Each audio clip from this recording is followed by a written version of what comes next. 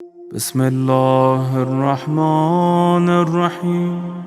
ایک مصنف یہ بیان کر رہے ہیں کہ میری تحقیق کے مطابق، جہاں تک کہ میں نے عربوں کے کلام وغیرہ کو دیکھا، کہ یہ جو ہنن کا لفظ ہے، ہنن کے لفظ کو جو ہے وہ منقوص استعمال ہونا چاہیے۔ منقوص کسے کہتے ہیں؟ کہ جس کے آخر پہ واو آپ نہیں لگائیں گے، ٹھیک ہے؟ جس طرح ابن ہے، ابن کو ہم استعمال کرتے ہیں جب مضاف کرتے ہیں تو ابو ہو کہتے ہیں، ابو کا کہتے ہیں، ابو کم، اخو کا، اس میں واو لگاتے ہیں، یعنی اعراب کے طور پہ واو کا ذکر کرتے ہیں۔ اخو کا نہیں کہتے، ابو کا نہیں کہتے۔ مصنف یہاں پہ یہ نظریہ بیان کریں گے کہ میرے نزدیک فصیح ترین کیا ہے کہ ہنوکا کی بجائے ہانو کا کیا کہنا چاہیے، ٹھیک ہے؟ بس یہ ایک اضافی نقطہ گزشتہ درس سے مربوط ہے، اس کو بیان کر رہے ہیں، اس میں کوئی خاص بات نہیں ہے، بس ہم اس کو پڑھ لیتے ہیں۔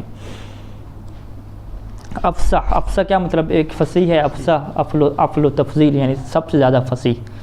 سب سے زیادہ فصیح کیا ہے کہ استعمال الہن کا غدن، کہ ہنن کے استعمال غدن کی طرح کریں۔ تو غدن کیا ہوتا ہے؟ اس کے آخر میں واو نہیں لگا کرتی، تو ہنن بھی کیا ایسی ہوگا۔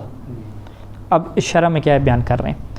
شرح میں کیا فرماتے ہیں کہ اذا استعمل الہن غیر مضاف، اگر تو ہن کو غیر مضاف استعمال کرتے ہیں تو کان بالاجماع، تو یہاں پہ تمام عربوں کا اور نحویوں کا اجماع ہے، اتفاق ہے کہ یہ جب بھی استعمال ہوگا تو کان بالاجماع منقوصاً، اجماع یہ ہے کہ یہ منقوص استعمال ہوگا۔ اچھا، منقوص کیا مطلب؟ منقوص ناقص سے ہے، جس کے اندر نقص کر دیا گیا ہو، تھوڑا کر دیا گیا ہو، اس کی خود وضاحت کر رہے ہیں۔ اے محذوف اللام، یعنی اس کا جو لام الفعل ہوگا وہ معذوف کریں گے۔ لام الفعل پہ کیا ہوتا ہے؟ واو ہوتی ہے، حنفن، واو کو حذف کریں گے، اور معرباً بالحرکات، اگر اس کو اعراب دیں گے تو اعراب میں آپ وہ حالت رفعی میں واو یا حالت نصبی میں الف نہیں دیں گے، بلکہ حالت حرکات دیں گے۔ حرکات کیا مطلب؟ کہ رفع کی حالت میں اس کو ضمہ دیں گے، اور کسائر اخواتی، جیسا کہ دیگر جو ہے اس کی اخوات ہیں۔ دیگر اخوات کیا مطلب؟ یعنی اسماء خمسہ باقی بچ گئے۔ یعنی ابن اور اخن کا کیا قانون ہے کہ اس کو بھی جب آپ مضاف کے بغیر استعمال کرتے ہیں، آپ کے اس میں بھی آپ ابن کہتے ہیں، ابو نہیں کہتے ہیں۔ مثلا کسی کو کہنا ہو کہ وہ جو ہے وہ والد ہے، ٹھیک ہے، ہوا ابن کہیں گے، ہوا ابو نہیں کہیں گے، ٹھیک ہے؟ لام الفعل کو حذف کریں گے وہاں پر بھی۔ تو یہاں پر بھی یعنی یہ مسئلہ ایک ایسا ہے کہ جس میں ہمارا کوئی اختلاف نہیں ہے کسی کے ساتھ، کہ جب آپ اس کو مضاف کے بغیر استعمال کریں گے۔ اصل اختلاف کہاں پہ ہوتا ہے؟ کہ جب آپ مضاف کے طور پہ استعمال کریں گے، تو مضاف کے طور پہ استعمال کریں گے تو باقی نحویوں کیا ہے کہ وہاں پہ اعراب بالحرکات نہیں ہوگا، بلکہ اعراب بالحروف کی طرف آپ کیا ہے چلے جاتے ہیں۔ اچھا، بہرحال تقول آپ کیا کہیں گے؟ ھذا ہنن کہیں گے۔ یہ ھذا ہنن کیا حالت رفعی میں؟ ھذا مبتدا اور ہنن کیا ہے؟ خبر ہو گیا اس کا، اور اس کے اوپر ہنن کیا ہے؟ رفع مرفوع ہے، مرفوع، علامت رفع کیا یہاں پہ ضمہ ہے۔ رأیت ہنن میں ہنن کیا ہے؟ منصوب ہے، اور علامت نصب کیا ہے؟ اس کی پر فتح ہے۔ مررت بہنن میں ہنن کیا ہے؟ مجرور ہے، اور علامت جر کیا ہے؟ کسر ہے۔ کما تقول، جیسا کہ آپ غدن میں کہتے ہیں، یعجبنی غدن، کہ مجھے کل نے کیا کیا تعجب میں ڈال دیا۔ اصوم غدن، یا میں کل روزہ رکھوں گا، یا واعتکفت فی غدن، یا کل کے دن پہ میں کیا ہے؟ اعتکاف بیٹھوں گا۔ اچھا جی، اب یہ تو مضاف کے بغیر اگر استعمال کریں گے تو اسماء ستہ کی جو تین شرائط تھی نا، ان تین شرائط میں سے جو تیسری شرط تھی وہ یہی تھی کہ آپ اس کو مضاف کے طور پہ استعمال کریں گے، مضاف الی غیر یا المتکلم، تو وہاں اس کو کیا ہے آپ جناب علی، اگر یہ تیسری شرط موجود نہیں ہوگی تو پھر آپ اس کو اعراب بالحروف نہیں دیں گے بلکہ اعراب بالحرکات دیں گے۔ وَإِذَا اسْتُعْمِلَ مُضَافًا، لیکن اگر اس کے اندر وہ تیسری شرط موجود ہو اور ہنن کو مضاف صورت میں استعمال کریں گے، فَجَمْهُورُ الْعَرَبِ، پھر جو عرب کی جمہوریت ہے یعنی اکثریت جو ہے، تستعملہ کذالک، وہ اسے اسی طرح سے استعمال کرتی ہے۔ اس طرح سے استعمال کیا مطلب؟ کذالک یعنی وہ بھی واو اور الف وغیرہ نہیں لگاتی، یعنی اگر وہ اعراب لگاتی ہے تو وہ حروف والے اعراب نہیں لگاتی بلکہ حرکات والے لگاتی ہے۔ یعنی فتقول، آپ کیا کہیں گے؟ جاء ہنو کا کہیں گے، ہنو کا نہیں کہیں گے۔ رأیت ہنا کا، مررت بہنے کا کہیں گے۔ کما یفعلون فی غدے کا، جیسا کہ یہی عرب غدے کا میں جیسا کرتے ہیں ویسا وہ ہنن میں بھی کیا کرتے ہیں۔ یہ تو کہتے ہیں کہ یعنی ابن شام کیا کہتے ہیں کہ جمہور عرب کیا ایسا کرتے آ رہے ہیں، اکثریت عربوں کی ایسا کر رہی ہے، وہ آپ کے اسماء ستہ کے قانون کے مطابق نہیں چل رہی، اسماء ستہ کا آپ نے یہ قانون کیا دیا تھا کہ اگر یہ یا متکلم کے علاوہ مضاف ہوگا تو آپ اس کو اعراب کون سا دیں گے؟ حرکات والا نہیں دیں گے، حروف والا دیں گے نا. یعنی آپ نے پیچھے ابھی بیان کیا مصنف نحویوں کی بات کہ جاء ہنو کا ہونا چاہیے تھا، ہنو کا نہیں ہونا چاہیے تھا. لیکن ابن ہشام ابھی یہ الگ طور پہ پہرا لکھا اور کہا کہ نہیں، ایسی بات نہیں ہے. میں نے جو تحقیق کی اشعار میں اور قدیم عربی زبان میں، وہاں پہ مجھے جمہور عرب لوگ ایسے نظر آئے، یعنی اکثریت ایسی نظر آئی کہ جو اس کے ساتھ وہی حال کرتی ہے جو غدن کے ساتھ حال کرتی ہے، یعنی اس کے واو وغیرہ نہیں لگاتی. وبعضهم، لیکن مجھے بعض عرب ایسے ملے ہیں کہ یجری ہے مجرا اب و آخ، کہ جو اسے ابن اور اخن کی کیا قائم مقام رکھتی ہے، اس کو جاری کرتی ہے کس کے قائم مقام؟ اب اور اخ کی طرف. فیعربہ بالحروف ثلاثہ، پس وہ اسے اعراب دیتی ہے حروف ثلاثہ کے ساتھ. اور وہ کیا کہتی ہے؟ فیقول، پس وہ بعض عرب یوں کہتے ہیں، ھذا ہنو کا کہتے ہیں، رأیت ہنا کا، مررت بہنی کا. وہی لغۃ قلیلہ، اور یہ جو لغت اور لہجہ یہ قلیل ہے، تھوڑا ہے بہت زیادہ. اور یہ ایسا قلیل لہجہ ہے کہ ذکرہا سیبویہ، اس سے فقط سیبویہ نے ذکر کیا ہے. ولم یطلع علیہ الفراء ولا الزجاجی، اور جو بڑے نحوی ہیں جس میں فراء اور زجاجی ہیں، لم یطلع، ان کو تو اس کا پتہ ہی نہیں تھا اس لہجے کا. فاسقطاہ من عدت ھذی الاسماء وعداها خمسۃ، پس فراء اور زجاجی کی اگر آپ کتابیں پڑھیں تو فاسقطاہ، انہوں نے اس کو ساکت کر دیا، چھوڑ دیا. کس کو؟ ہنن کو. ہنن کو انہوں نے ساکت کر دیا. کس کی لسٹ سے؟ من عدت ھذی الاسماء، جب انہوں نے اسماء ستہ کو شمار کیا تو ہنن کو ساکت کر دیا. وعداها خمسۃ، اور اسماء کو 5 شمار کیا. یعنی ان کے مطابق ہم پوچھیں گے کہ اسماء ستہ کتنے ہیں تو وہ کہیں گے 5 ہیں، ٹھیک ہے، تو وہ پھر اسماء ستہ نہیں کہیں گے بلکہ اسماء خمسہ کہیں گے. تو لہٰذا یعنی ابن ہشام نے یہاں پہ آپ کو آ کے یہ بتایا کہ یہ جو اسماء ستہ مشہور ہیں، اگر آپ تحقیق میں جائیں تو یہ 5 بنتے ہیں. یہ جو آپ نے چھٹا اس میں شمار کیا ہنون کا، یہ تو ایک خاص لہجہ تھا کچھ عربوں کا، وہ بھی سیبویہ نے فقط ذکر کیا، بڑے بڑے ناویوں کو تو اس کا پتہ ہی نہیں تھا. تو لہٰذا آپ جمہوریت کے مطابق چلیں اور جو اکثر چیز ہے اس کے مطابق چلیں، اور جو اکثریت ہے وہ افصح ہے، زیادہ فصیح ہے. زیادہ فصیح کیا ہے کہ اس سے آپ اسماء ستہ کی لسٹ سے خارج کریں اور اس کا حساب کتاب غدن والا رکھیں کہ غدن کے اوپر اعراب کون سا آتا ہے؟ وہ حرکات والا آتا ہے، تو اس کو بھی آپ ایک اعراب کیا حرکات والا لگائیں. یہاں تک بات واضح ہے انشاءاللہ. اچھا جی، اگلا متن والمثنى کالزیدان فیرفع بالالف وجمع المذکر سالم کالزیدون فیرفع بالواو. دوسرا باب جو ہے وہ اسماء میں سے، اصل کہانی ہماری کہاں سے شروع ہوئی تھی، ٹھیک ہے، وہ کہانی ہمیں کیا ہے یاد رہنی چاہیے پیچھے، کہ ہم نے جو ہے وہ اسم کی 2 قسمیں بیان کی، معرب اور مبنی. مبنی کے ہم بحث مکمل کر چکے، معرب کے اوپر ہم ہے. اور معرب نے ہم نے سب سے پہلے بیان کیا اعراب، ٹھیک ہے. ہم نے اعراب کی تعریف کیا کی کہ اعراب یا اثر ظاہری ہوتا ہے یا اثر مقدر ہوتا ہے جو ایک کلمہ کے آخر پہ آتا ہے، اور اس اثر کو لے کر آنے والا عامل ہوتا ہے، ٹھیک ہے، یہ ہم نے تعریف کی. پھر ہم نے کہا کہ یہ جو اثر ہیں وہ ہمارے پاس 3 طرح کے ہیں، رفع، نصب، جر، بلکہ 4 طرح کے معذرت، اور تیسرا کیا ہے؟ جزم ہے. اور ان اثرات کی کچھ کیا ہیں؟ علامات ہیں، ٹھیک ہے جی، علامات. اور ان علامات کی ہم نے کیا 2 قسمیں بیان کی، ٹھیک ہے. علامات اصلی ہم نے بیان کی، اصلی اعراب کو ہم نے علامات کو کیا کہا کہ حرکات کے ساتھ ہوگا. وہ حرکت بھی کیا ہے اسی اعتبار سے کہ رفع میں کیا آئے گا؟ ضمہ آئے گا، نصب میں فتح آئے گا، جر میں کسرہ آئے گا، اور جزم میں کیا سکون آئے گا، یعنی عدم الحرکت ہے، حرکت کا نہ ہونا آ جائے گا. پھر یہاں پہ دوسری علامات ہیں وہ فری ہم نے بیان کی. فری میں کیا ہے؟ ہم نے کہا کہ حرکات نہیں آئیں گی. فری میں ہم نے کیا کہا کہ ہمارے پاس جو ہے وہ 5 یہاں پہ اسماء کے ابواب ہیں، اور 2 ہمارے پاس کیا ہیں؟ افعال کے کیا ابواب ہیں. حرف کا کیوں نہیں ہم ذکر کر رہے؟ کیونکہ حرف کا معرب سے کوئی لینے دینے نہیں ہے. حرف تو کیا مبنی ہے، اس کا تو کوئی اعراب ہوتا ہی نہیں ہے، نہ جو ہے وہ ظاہری ہوتا ہے اور نہ ہی کیا ہے تقدیری ہوتا ہے، لا محل لہ من الاعراب. اسماء میں سے ہم نے پہلی لسٹ کس کی ذکر کی؟ اسماء ستہ کی ذکر کی، اور کہا کہ اگر اس کے اندر 3 شرائط موجود ہیں کہ وہ ایک مصغرہ نہ ہو، مکبرہ ہو، دوسرا کیا ہے وہ مفرد ہو، تثنیہ جمع نہ ہو، اور تیسری شرط کیا ہے کہ یا متکلم کے علاوہ میں کیا ہے مضاف ہو، غیر یا متکلم کے علاوہ مضاف. اگر یہ 3 شرطیں موجود ہیں تو پھر حالت رفعی میں واو، حالت نصبی میں الف، اور حالت جری میں یا آئے گی. یہ اس کو بیان کر دیا. اب اس میں سے دوسرا جو ابھی باس ہے اس کو ہم بیان کر رہے ہیں کہ اس کا ہم نے کیا رکھا، مثنیٰ نام رکھا، ٹھیک ہے. مثنیٰ کو ہم کیا کہتے ہیں، تثنیہ، ٹھیک ہے. جیسے زیدان ہے، زیدان میں اگر ہم اعراب دیں گے تو اس کی جو نون ہے اس کو کیا کریں گے، نون تو یہ ہر صورت میں مکسور رہے گی، ٹھیک ہے. یہ زیدان کیا ہے، علامت تنوین ہے اس کی، زیدانے، ٹھیک ہے، مسلمانے، ہاں نون کیا ہے اس کی مکسور رہے گی. باقی اعراب کیا آئے گا اس کا، یہ جو زیدان کے بعد الف ہے اس کے اوپر کیا ہے اعراب اس کا چلے گا، ٹھیک ہے. حالت رفع میں یہاں پہ کیا چلے گی، الف ہوگی، ٹھیک ہے. اور نصبی اور جری میں کیا ہو جائے گی، یا ہو جائے گی. ہاں یہ ما قبل مفتوح رہے گا، ما قبل مفتوح، اور جو جمع ہوگا اس میں ما قبل مکسور ہو جائے گا، ٹھیک ہے جی. بہرحال اس کو اب پڑھ لیتے ہیں ہم، یہ چیزیں ہمارے ذہن میں ہیں کیونکہ ابھی اسماء ستہ میں اس کو کیا بیان کیا تھا.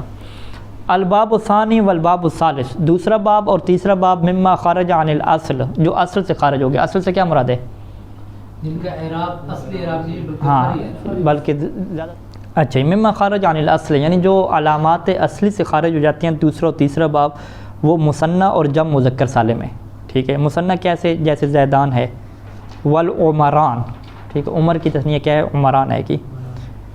وجمع المذکر السالم، اور جمع مذکر سالم، ٹھیک ہے. ایک جمع کیا ہو، مذکر ہو، اور پھر جمع بھی کیا ہو، سالم ہو. سالم جمع کیسے کہتے ہیں، جس میں واحد سلامت رہتی ہے. جیسے زید کی جمع زیدون بناتے ہیں، عمر کی جمع کیا ہے، عمرون بناتے ہیں، اور مسلم کی جمع مسلمون بناتے ہیں، ٹھیک ہے جی. اما المثنیٰ، یہ دوسرا باب ہوگا. جہاں تک مثنیٰ کا تعلق ہے تو فإنه يرفع بالالف، اسے آپ رفع دیں گے الف کے ساتھ، اور یہ الف کیا ہوگی، نیابتاً عن الضمہ، ضمہ کی نیابت میں ہوگی. اسماء ستہ میں کیا ہوتا تھا، واو ہوتی تھی، اور وہ کس کی نیابت میں ہوتی تھی، ضمہ کی نیابت میں. یہاں پہ الف آ رہی ہے جو کہ ضمہ کی نیابت میں ہے. وَيُجَرُّ وَيُنْصَبْ بِالْيَاء، اس کو جر اور نصب دیں گے وہ یا کے ساتھ دیں گے، اور یہ نیابتاً عن الکسرۃ والفتحۃ، کسرہ اور فتح کی نیابت میں ہوگی. کیا مطلب کسرہ اور فتح، یعنی جر جو دیں گے وہ کسرہ کی نیابت میں ہوگی، نہیں یا یعنی حالت جری میں جو یا ہوگی وہ کسرہ کی نیابت میں ہوگی، اور حالت نصبی میں جب منصوب ہوگا اس صورت میں جو یا ہوگی وہ کس کی نیابت میں ہوگی، فتح کی نیابت میں ہوگی. تقول جاءنی زیدان، یعنی جاءنی زیدان کی آپ ترکیب کیسے کریں گے، جاء فعل اور مبنی للفتح، نون وقایا، یا جو ہے وہ اس کا مفعول، الزیدان کو کیا کہیں گے، اس کا فاعل ہے، مرفوع ہے، اور علامت رفع کیا کہیں گے، الف ہے. رأیت الزیدین میں بھی رأیت فعل تو اس کا فاعل، الزیدین یہ مفعول ہے، اور علامت نصب جو کہ یا ہے. مررت بزیدین میں ایسے کہیں گے، یہاں پہ جو ہے زیدین مجرور واقع ہو رہا ہے، اور یا جو ہے وہ علامت جر ہے یہاں پہ. اچھا یہ تثنیہ کی بات ہوگی. وَحَمَلُوا عَلَيْهِ فِي ذَلِكَ، انہوں نے تثنیہ کے اوپر حمل کیا ہے، فی ذالک اس اعراب میں، اعراب بالنیابت میں حمل کیا ہے. کس کو حمل کیا، اربعۃ الفاظ، چار الفاظ کو. یعنی چار الفاظ ہمارے پاس عربی زبان میں ایسے ہیں کہ جو بیچارے مثنیٰ نہیں ہیں، تثنیہ نہیں ہیں، لیکن ان کے حالات کون سے والے ہیں، مثنیٰ تثنیہ والے ہیں. یعنی وہ مثنیٰ کی پارٹی سے نہیں ہیں، آزاد کیا ہے، رکن ہیں، لیکن ان کے حالات اور احکام سارے کے سارے وہ کون سے ہیں، مثنیٰ والے ہیں. اور وہ ہمارے پاس چار الفاظ ہیں. لفظین بشرطن، دو لفظ ہیں ان کی ایک شرط بھی ہے ساتھ، اگر یہ شرط ہو تو اس کے حالات مثنیٰ والے بنیں گے. اور دو لفظین ایسے ہیں کہ جن کی کوئی شرط بھی نہیں ہے. فاللفظان اللذان بشرطن، وہ دو لفظ یعنی وہ دو اسم کہ جو شرط کے ساتھ ہیں اور مثنیٰ والے ان کے اعراب دی جاتا ہے، وہ کیا ہیں، کلا اور کلتا ہیں. کلا کیا مطلب، وہ دونوں، کلا کا مطلب کیا ہوگا، وہ دونوں، اور کلتا کیا مطلب، وہ دونوں، وہ مؤنث خواتین. وشرطہما، ان دونوں کی شرط کیا ہے کہ ان یکون مضافین الی الضمیر، کہ یہ دونوں مضاف ہوں ضمیر کی طرف. ٹھیک ہے، ضمیر کیا مطلب، یعنی ہو جس طرح ہے، ہما ہے، کا کما، کے کما، ضمیر متصل جو ہوتی ہے، یعنی اس میں ظاہر کی طرف مضاف نہ ہوں. تقولو، آپ کیا کہیں گے، جاءنی کلاہما، کلاہما میں آپ کلا کو کیا بناتے ہیں، مضاف، ہما کیا مضاف ہے. یہ جو کلا مضاف ہے یہ جا کا فاعل واقع ہو رہا ہے. جب فاعل واقع ہو رہا ہے تو کلا میں علامت رفع کون سی ہے، الف کیا ہے، کلا کا جو الف ہے یہ علامت رفع ہے. ہم کہیں گے بھی الف جو علامت رفع آتی ہے یہ تو تثنیہ میں آتی ہے، تو کلا کیا تثنیہ ہے، آپ کہیں گے کلا تثنیہ ہے یا نہیں ہے؟ آپ کہیں گے تثنیہ نہیں ہے. کیوں تثنیہ نہیں ہے؟ کیونکہ اگر تثنیہ ہوتا تو اس کا واحد بھی ہوتا. تو اس کا واحد کل تو نہیں ہے نا، کل، کلا، کلو اس طرح تو نہیں ہے. یہ ایک مستقل لفظ ہے عربی زبان کا. تثنیہ کے لہٰذا اس کا مطلب ہے تثنیہ کی تعریف پھر اور ہوگی. تثنیہ کسے کہتے ہیں کہ جس کا واحد ہو اور جو واحد کے تکرار میں ہو. اگر ہم زیدان کہہ رہے ہیں تو اس کا مطلب کیا ہے کہ زیدن و زیدن ہے. ٹھیک ہے، یعنی یہ بڑی اہم چیز ہے تثنیہ کی تعریف میں، کہ تثنیہ اسے کہتے ہیں کہ اگر آپ اس کے واحد کو رکھ کے واو عاطفہ لگا دیں تو وہ تثنیہ بن جائے گا. مسلمان ہے تو آپ مسلمن و مسلمن، زیدان ہے زیدن و زیدن، عمران ہے عمرن و عمرن، تو یوں اس کو کیا کہیں گے؟ تثنیہ کہیں گے. لیکن کلام میں ایسا نہیں ہے.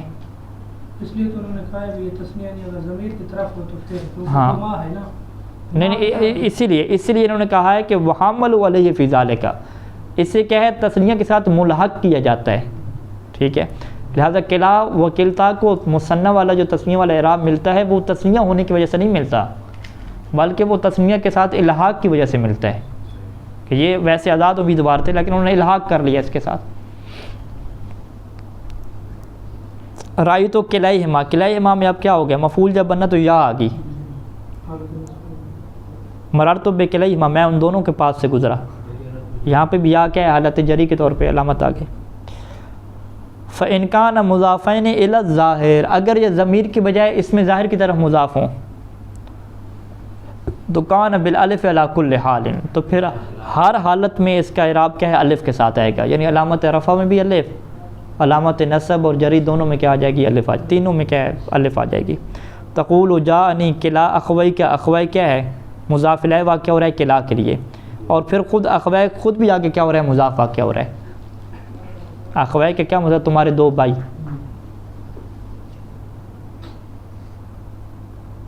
ٹھیک ہے، اس کو لکھ لیتے ہیں، تھوڑی ترکیب کر لیں.